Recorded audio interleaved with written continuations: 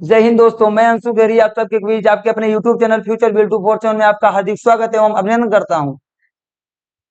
जैसा कि हम लोगों ने भौतिक भूगोल पढ़ रहे थे और भौतिक भूगोल में हमारा लोग का ब्रह्मांड टॉपिक सौरमंडल और आकाशगंगा कंप्लीट हो चुका था। आज हम अपने नए टॉपिक तारों का निर्माण की ओर आगे बढ़ेंगे।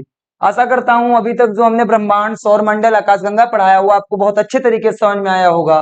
तो आइए हम तारों के निर्माण की ओर आगे बढ़ते हैं।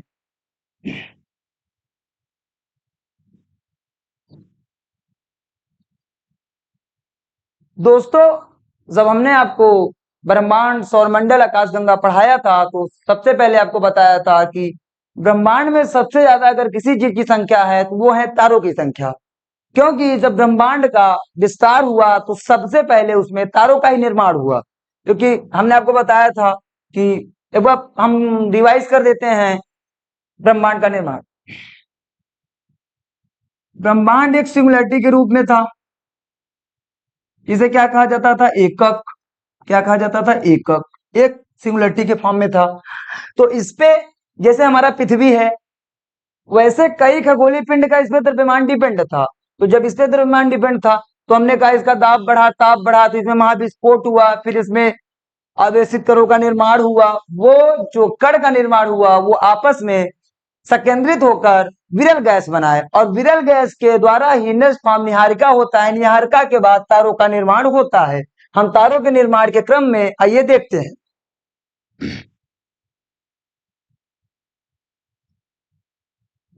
साथियों, अगर हम बात करें तारों का तो सबसे पहले आपको पता होगा, कल हमने आपको बताया था कि सूर्य भी एक तारा है।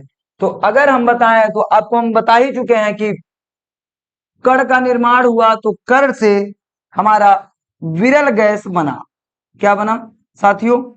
विरल गैस।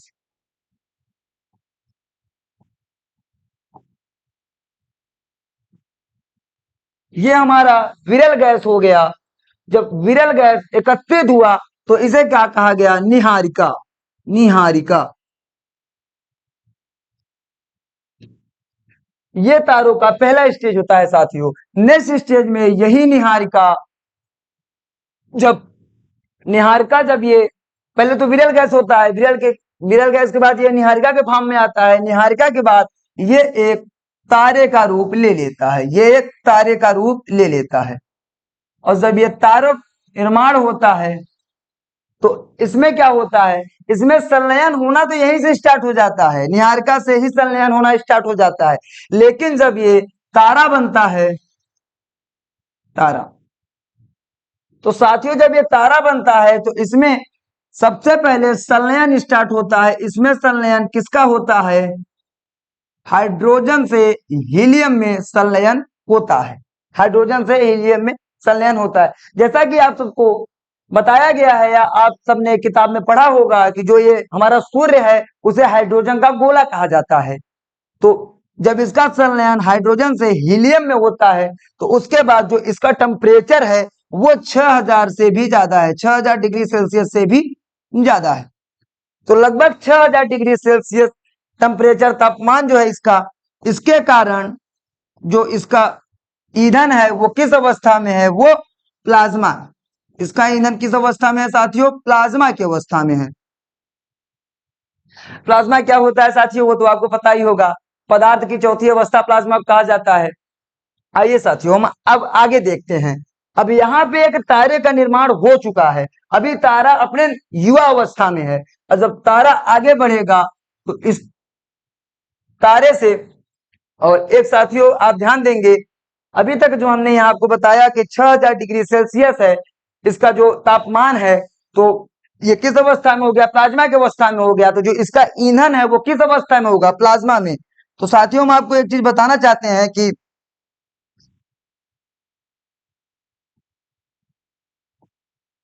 जो यहाँ पे ये प्लाज्मा की अवस्था में है तो क्वेश्चन क्या पूछा जाता है कि जो हमारा सूर्य है, जो हमारा तारा है, उसका ईंधन किस अवस्था में है? तो दोस्तों वहां आपको गलत नहीं करना है क्योंकि बहुत सारे बच्चे पढ़े रहते हैं कि जो तारा है उसे हाइड्रोजन का गोला कहते हैं। तो हाइड्रोजन एक गैसीय अवस्था में है तो सब लोग उस गैसीय अवस्था मार के आते हैं। लेकिन कंफ्यूज नहीं होना है। इतना टेम्परेचर 6000 डिग्री सेल्सियस टेम्परेचर होने के बावजूद वो उसका जो ईंधन होगा वो किस अवस्था में होगा, वो प्लाज्मा की अवस्था में होगा। अब आगे की ओर बढ़ेंगे हम, और जो तारों का रंग होता है मेरे साथियों, जो तारे का रंग होता है वो किसके ऊपर डिपेंड होता है, इसके ताप पर। हम आगे पढ़ाएंगे आपको, पहले देख लेते हैं, उसके बाद हम पूरा डिटेल आपको पढ़ाते हैं। नेक्स्ट फेज में ये जो तारा है ये बड़ा आकार लेगा, नॉर्मल तारा से बड़ा आकार लेगा। जब ये बड़ा आकार लेगा तो इसे कहा जाएगा लाल दानव। क्या कहा जाएगा साथियों? लाल दानव। इसे क्या कहा जाएगा? लाल दानव। आशा करता हूं यहां तक आपको समझ में आया होगा। जब ये लाल दानव का रूप ले तो इसका ईंधन धीरे धीरे समाप्त होना स्टार्ट हो जाता है। जब ईंधन धीरे धीरे समाप्त होना स्टार्ट होता है तो ये जो लाल दानव है ये तारे से अपना इसका जो इसका आकार रहता है तारे का, इससे बड़े आकार में जो ये लाल दानव है इसका आकार हो जाता है। तो यहां तक आशा करता हूं साथियों लाल दानव तक आपको समझ आया होगा। इसे इंग्लिश में रेड जियांट्स भी कहते हैं, रेड जियांट्स।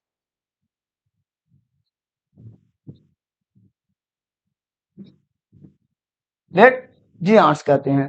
अब आगे की ओर बढ़ेंगे साथियों तो लाल दानव है, लाल दानव से ये दो फेज में परिवर्तित होता है। यहां प्यारे साथियों हमें बहुत ध्यानपूर्वक समझना है, क्योंकि यहीं से इंसान कंफ्यूज हो जाता है। क्योंकि यहां से तारा का दो रास्ता हो जाता है, एक वो ऊपर वाला अवस्था, एक नीचे वाला अवस्था। दोनों अवस्था को हम बहुत अच्छे ढंग से समझने की कोशिश करेंगे। जो ऊपर वाला है उसको कहते हैं सफेद दानव,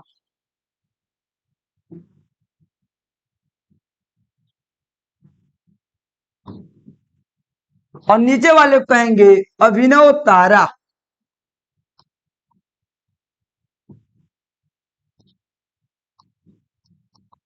अभिनव तारा। आइए साथी हम समझते हैं कि लाल दानव से तारा कब सफेद दामन बनता है, कब अभिनव तारा बनता है।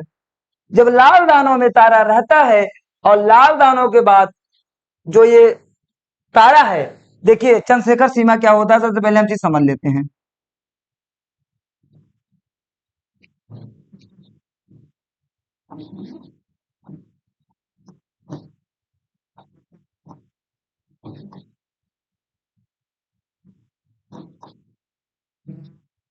अगर जो हमारा सूर्य है, सूर्य भी एक तारा है।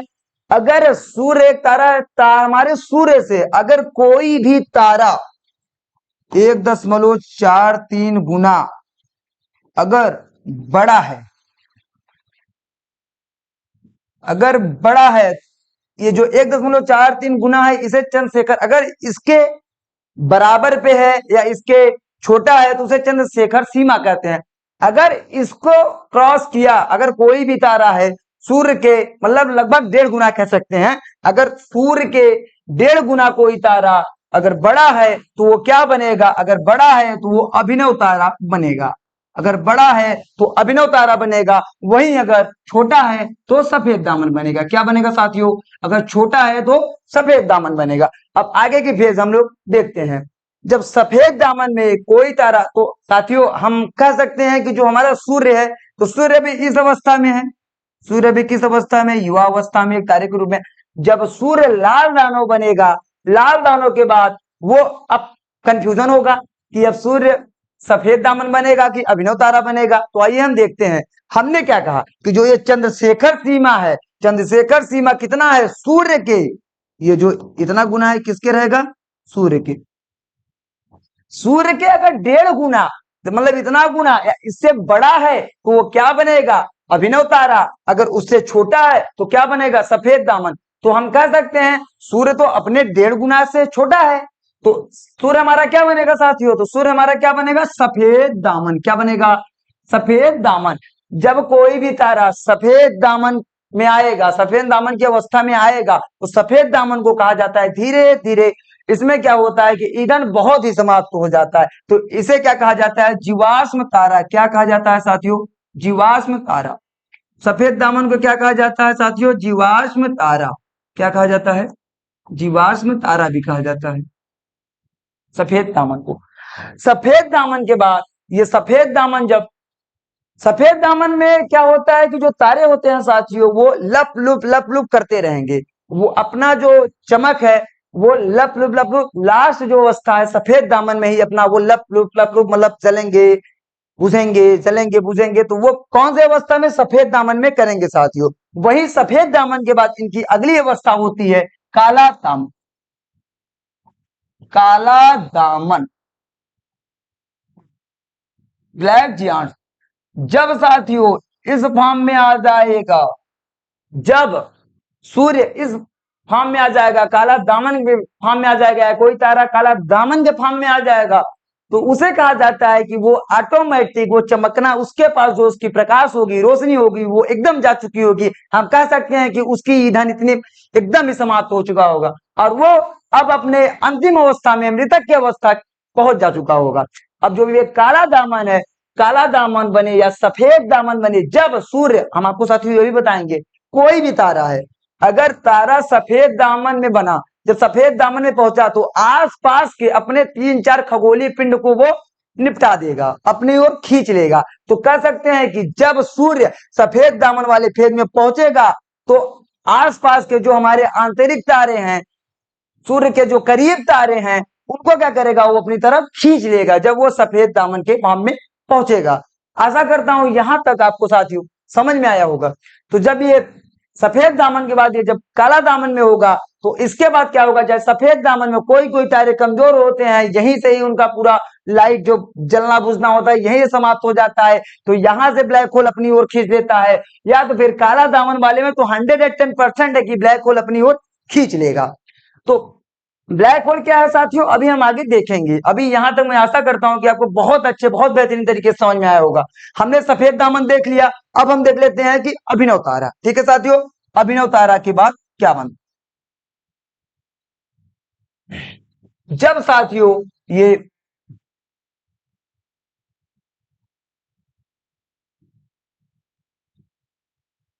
अभिनव तारा बना, अभिनव तारा को एक नाम से और जानते हैं जिसे कहा जाता है विस्फोटी तारा। क्या कहा जाता है साथियों? विस्फोटी तारा।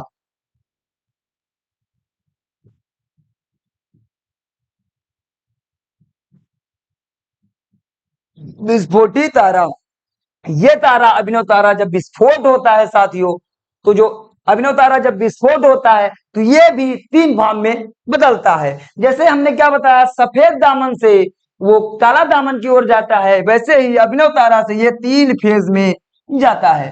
पहला क्या है साथियों?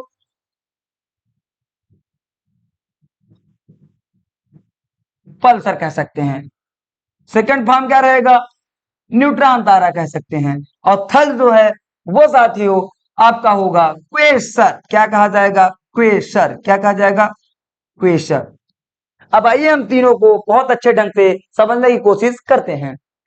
जब तारा अभिनव तारा, जब ये न्यूट्रॉन बनेगा, न्यूट्रॉन तारा कब बनेगा? जब अभिनव तारा हल्का छोटा हो, हल्का जब छोटा होगा तो वो न्यूट्रॉन तारा बनेगा। हल्का अगर छोटा है तो कौन सा बनेगा? न्यूट्रॉन तारा बनेगा। वही साथियों पल्सर तारा ये कब बनता है? जब इसमें चुंबकीय तरंगों, जो चुंबकीय तरंगे होते हैं, तरंगे तो आपको पता ही होगा, वे ऐसा तारा जो जब चुंबकीय तरंगे जो छोड़ता है और घनत्व तो हल्का कम हो, घनत्व तो कम हो, तो साथियों क्या बनेगा? वो आपका पल्सर बनेगा। वही न्यूट्रॉन तारा में हल्का सा उसका आकार छोटा हो और घनत्व की अधिकता हो। जो आपका घनत्व होगा, इसमें घनत्व अधिक होना चाहिए, घनत्व साथियों अधिक होना चाहिए। आशा करता हूं यहां तक आपको बहुत बेहतरीन तरीके से समझ में आया होगा। वहीं अगर हम बात करें क्वेसर में, तो क्वेसर को कहा जाता है चुंबकीय तारा। चुंबकीय तारा मतलब मैग्नेट, आपको पता ही होगा, इसमें किसी चीज को चिपकाने का या खींचने का बहुत अच्छा होता है। देखिए इसे क्या कहा जाता है? चुंबकीय तारा, क्योंकि इसमें मैग्नेट पावर ज्यादा रहते हैं क्वेसर में, कह सकते हैं। वही साथियों चाहे पल्सर हो, चाहे न्यूट्रॉन हो, चाहे क्वेसर हो, चाहे हम सब सॉरी काला दामन की बात करेंगे, ये चारों फेज में जब भी कोई तारा पहुंचेगा तो अपने वो लास्ट अवस्था में है, अंत अवस्था में है, कभी भी उसको ब्लैक होल अपनी ओर खींच सकता है। अब ब्लैक होल क्या होता है, आइए हम बहुत अच्छे तरीके से समझने की कोशिश करते हैं। अगर हम ब्लैक होल की बात करें साथियों, ब्लैक होल को हिंदी में कहा जाता है कृष्ण वीवर। क्या कहा जाता है? कृष्ण वीवर। कृष्ण वीवर ब्लैक होल के खोज जो करता है, जो हम आपको बताए हैं, एस चंद्रशेखर। ये इसलिए है साथियों, इनका नाम आप एक बार और मैं लिखा था, जो लिखा था चंद्रशेखर सीमा, तो चंद्रशेखर सीमा हमारे यही दिए थे। और जो ब्लैक होल की खोज है, इन्होंने ही ब्लैक होल की खोज किया था। साथियों ब्लैक होल क्या होता है, जब हमने आपको आकाशगंगा पढ़ा रहा था, एक बार हम फिर से रिवाइज कर दे रहे हैं साथियों। ये हमारा आकाशगंगा हो गया, ये हमारा क्या हो गया साथियों? आकाशगंगा हो गया। ये हमारा क्या हो गया? आकाशगंगा। ये साथियों क्या हो गया? आकाशगंगा। अब ब्लैक होल क्या होता है, आइए बहुत ध्यान से समझने की कोशिश करते हैं। आकाशगंगा में हमने आपको बताया था कि कितनी भुजाएं होती हैं? 3 भुजाएं। कितनी भुजाएं होती हैं? 3 भुजाएं। ये आपका हो गया बाहरी भुजा, ये हो गया आपकी मध्य भुजा, और ये हो गया सेंटर भुजा। हमने क्या बताया था, जब तारे अपने युवा अवस्था में होंगे तो वो कहाँ होंगे? बाहरी भुजा पे। वहीं जब तारे अपने बीच वाले उम्र में होंगे तो वो कहाँ पे आ जाएंगे? मध्य वाले भुजा में। जब तारे अंतिम अवस्था में होंगे, काला दामन सफेद दामन के भेष में, या पल्सर क्वेसर या न्यूट्रॉन तारा के रूप में रहेंगे, तो वो कहाँ पे धीरे धीरे वो बढ़ के कहां तक शिफ्ट हो जाएंगे? केंद्र वाले में। और केंद्र वाले भुजा में ही क्या पाया जाता है? ब्लस। और ब्लस में क्या होता है? Black hole. क्या होता है साथियों? Black hole. दुनिया का सबसे ज्यादा घनत्व अगर कहीं पे है तो कहां पे है साथियों? ब्लैक होल में। सबसे ज्यादा घनत्व अगर साथियों कहीं है तो वो कहां पे है? ब्लैक होल में। ब्लैक होल में इतने घनत्व होने के कारण ये प्रकाश को भी बाहर नहीं आने देता। हम कह सकते हैं कि अगर किसी तारे में प्रकाश भी है, अगर ब्लैक होल के अंदर चला गया तो उसकी जो रोशनी है वो बाहर नहीं आ सकती। आशा करता हूं यहां तक बहुत अच्छे समझ में आया होगा। तो साथियों ब्लैक होल आपको पता चल गया होगा। मैं तो जब देखिए साथियों, जब इसका घनत्व है, जब इसका घनत्व ज्यादा है, तो जो इसका ग्रेविटेशनल है, गुरुत्वाकर्षण बल,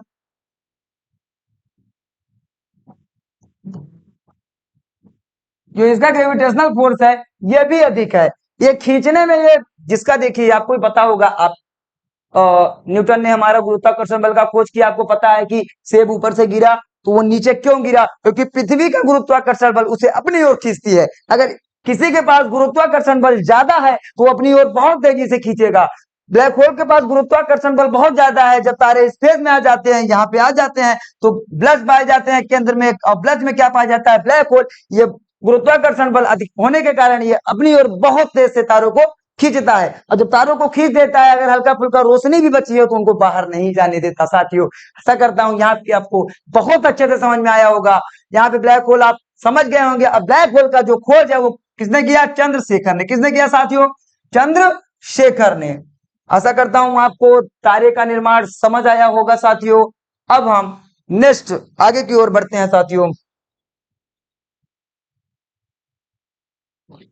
अब हम थोड़ा आपको तारों का जो रंग होता है वो किस पे डिपेंड होता है, आइए हम आपको बताते हैं। जो साथियों तारों का रंग होता है, तारे का जो रंग होता है, तारे का रंग किस पे डिपेंड होता है साथियों? आइए हम बहुत ध्यान से देखते हैं। जो कभी नहीं पढ़ा होगा इसे, वो एक बार जरूर इस वीडियो को देखे और लास्ट तक बने रहे। ये मेरी गारंटी है कि आपको जितने भी आपको ब्रह्मांड, सौर मंडल, आकाशगंगा, तारे, ग्रह, उपग्रह, जहां भी आपको कंफ्यूजन होगी, सब आपका कंफ्यूजन दूर हो जाएगा साथियों। जो तारों का रंग है वो किस पे डिपेंड होता है? इसके तापमान पर, इसके टेम्परेचर पर। कैसे, आइए हम दिखाते हैं।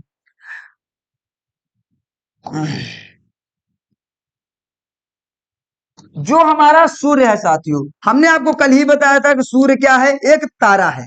सूर्य क्या है साथियों? एक तारा है। जो सूर्य का रंग है वो किस कलर का है? वो लाल है। कौन सा है साथियों? लाल। लाल ना साथियों। तो सूर्य का जो, हमने क्या आपको बताया कि कोई भी अगर तारा है, वो जैसे हमारा सूर्य हो गया, सूर्य का जो हमारा टेम्परेचर है वो 6000 डिग्री सेल्सियस है। तो जो 6000 डिग्री सेल्सियस तक जिसका टेम्परेचर है उसका रंग कैसा होगा साथियों? लाल होगा। क्या होगा साथियों? लाल होगा। 6000 डिग्री तक तो क्या होगा? लाल। वही अगर हम बात करें 6000 डिग्री सेल्सियस से ज्यादा है तो इसका मतलब सफेद कब होगा? तो सफेद साथियों कब होगा? 6000 डिग्री सेल्सियस से तापमान अगर ज्यादा है तो कौन सा कलर हो जाएगा? सफेद। वही नीला कब होता है मेरे साथियों? जब ये 1,00,000 डिग्री सेल्सियस में पहुंच जाता है। तो 1,00,000 डिग्री सेल्सियस में जब पहुंच जाता है कोई भी तारे का टेम्परेचर, तो साथियों उसका कलर कौन सा हो जाता है? नीला हो जाता है। यहां तक आशा करता हूं कि आपको बहुत अच्छे से समझ में आया होगा साथियों। अगर हम बात करेंगे जो सूर्य है, तो सूर्य का रंग कौन से कलर का है? सूर्य का रंग साथियों लाल कलर का है। और अगर हम आपको बता दें सूर्य अपनी किस अवस्था में है, तो सूर्य अभी अपनी युवा अवस्था में है। क्योंकि सूर्य अभी कहां पे है? आकाशगंगा के बाहरी भुजा में। हमने कल आपको बताया था कि जो सौर मंडल है वो कहां पे है? जो हमारा सौर मंडल है, वो सौर मंडल का प्रधान कौन है? सूर्य केंद्र में है। तो इसलिए हमारा जो सौर मंडल है वो आकाशगंगा के बाहरी भुजा में है। सूर्य अपनी युवा अवस्था में है। जब सूर्य अपनी मध्य अवस्था में रहेगा तो वो मध्य भुजा की ओर जाएगा। वहीं सूर्य जब सफेद दामन बनेगा तो वो ब्लैक होल की तरफ धीरे धीरे आगे बढ़ना स्टार्ट हो जाएगा। हमने आपको यह भी बताया कि साथियों जब कोई भी तारा सफेद दामन के फेज में रहेगा तो आसपास के वो अपने खगोलीय पिंड को जो उनसे कमजोर होंगे, जिनकी ग्रेविटेशनल फोर्स कमजोर होगी, वो अपने आप खींच लेगा। देखिए साथियों कैसे, क्योंकि सूर्य का आकार तो बड़ा होगा ना। जब रेड जायंट्स बनेगा, जब लाल दानव बनेगा, कोई भी तारा अगर लाल दानव बनेगा तो उसका आकार क्या होता है साथियों? बड़ा होता है। तो देखिए साथियों क्या होगा मैं बता दे रहा हूं। जैसे ये सपोज दैट ये हमारा सन, ये साथियों हमारा क्या हो गया? सन, सूर्य। ये क्या हो गया? सूर्य। अब देखिए, अब आपको पता होगा कि जो हमारे सौरमंडल है उसमें ग्रहों की संख्या 8 है। तो वो कैसे हैं देख सकते हैं, 1 2 3 4 5 6 7 8। ठीक है साथियों, यहां तक आशा करता हूं समझे। ये 4 हमारे आंतरिक ग्रह हैं, ये 4 ग्रह हमारे बाहर। ठीक है साथियों, तो सूर्य अभी तो सूर्य युवा अवस्था में है, अभी एक तारे के रूप में है। जब सूर्य लाल दानव सफेद दामन जब बनेगा तो ये जो चारों ग्रह हैं इनको वो अपनी चपेट में ले लेगा। ग्रेविटेशनल फोर्स के कारण वो अपनी ओर खींच लेगा और अपने अंदर इसको समाहित कर लेगा। आशा करता हूं यहां तक आपको बहुत अच्छे समझ में आएगा। जब हम साथियों ग्रह पढ़ेंगे तो यहाँ पे इसको डिटेल करेंगे और एक एक चीज समझने की कोशिश करेंगे। आइए साथियों, आशा करता हूं यहां तक आपको साथियों समझ में आया होगा।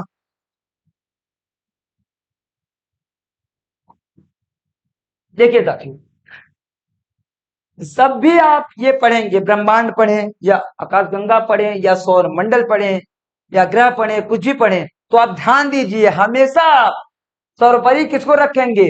तारों को।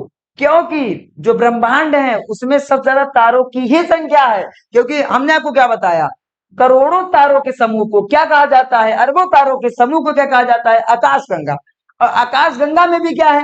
तारे हैं। क्यों? क्योंकि उसमें क्या है? तारों का समूह है। कल हमने आपको बताया भी नक्षत्र में भी क्या है? तारों के समूह है। वहीं आपका तारा मंडल में भी क्या है? तारों के समूह है।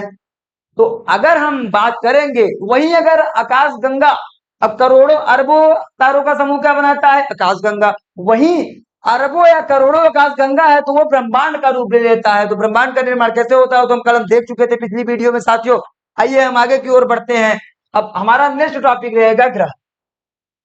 क्या रहेगा साथियों? ग्रह। ग्रह रहेगा, ग्रह रहेगा। साथियों हम ये सोच रहे हैं कि जो ये ग्रह है, ग्रह को स्टार्ट करने से पहले जो हमने आपको ब्रह्मांड पढ़ाया, आपको आकाशगंगा पढ़ाया, आकाशगंगा पढ़ाया, उसके बाद हमने आपको सौर मंडल भी पढ़ाया।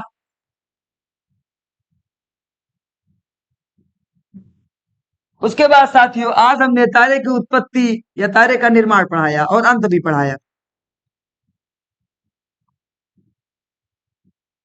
तो साथियों हम सोच रहे हैं जो हमने ये 4-5 टॉपिक कंप्लीट किया, उस पे क्यों ना हम एक प्रश्नों की श्रृंखला लाकर अपने आप को चेक कर लें कि हमको कितना समझ में आया, कितना नहीं समझ में आया। उसके बाद हम ग्रह स्टार्ट करते हैं। ठीक है साथियों, तो आज का जो टॉपिक था तारे का निर्माण, हम जो कल होगा, जो हमारा कल टॉपिक होगा, वो हम प्रश्नों की श्रृंखला लेकर आएंगे इन चारों टॉपिक पे और अपने आप को अपना आकलन करेंगे कि कितना हमें समझ में आया। साथियों उसके बाद हमारा ग्रह चलेगा, उपग्रह, ये सब हमारा कराए जाएंगे। तो ये सब टॉपिक के साथ आज का सेशन हम यही खत्म करते हैं। आशा करते हैं साथियों सब्सक्राइब करना मत भूलिए हमारे सेशन को। ठीक है साथियों, जय हिंद। मिलते हैं नेक्स्ट वीडियो में प्रश्नों की श्रृंखला के साथ।